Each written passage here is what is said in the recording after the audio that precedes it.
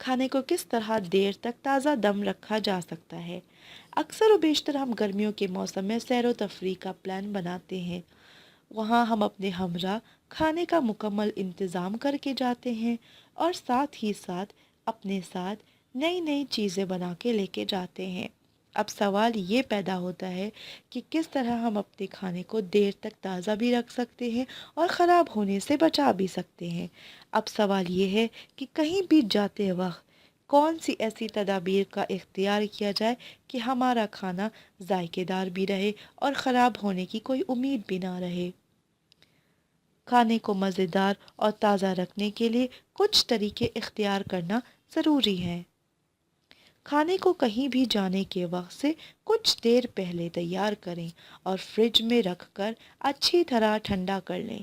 جب کھانا اچھی طرح ٹھنڈا ہو جائے تو پھر اس کے بعد اسے پیک کر لیں۔ کچے گوشت کو پیک کرنے کے لیے 2 مرتبہ لپیٹیں اور نیچے کی جگہ پر رکھیں تاکہ اس کا اثر کسی بھی دوسری چیز پہ نہ ہو۔ بہت بڑا پیک بنانے سے گریز کریں اور چھوٹے چھوٹے پیک بنائیں۔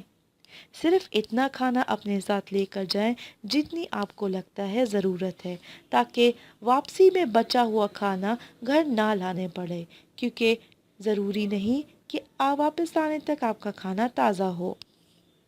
برتن صاف کرنے کے لیے تولیے یا وائپس ضرور رکھ لیں۔ اگر آپ کو لگتا ہے کہ وہاں صاف پانی میسر نہیں ہوگا تو اپنے پینے کے پانی کے ساتھ ساتھ تھوڑا پانی برتن صاف کرنے کے لیے بھی ضرور رکھ لیجیے۔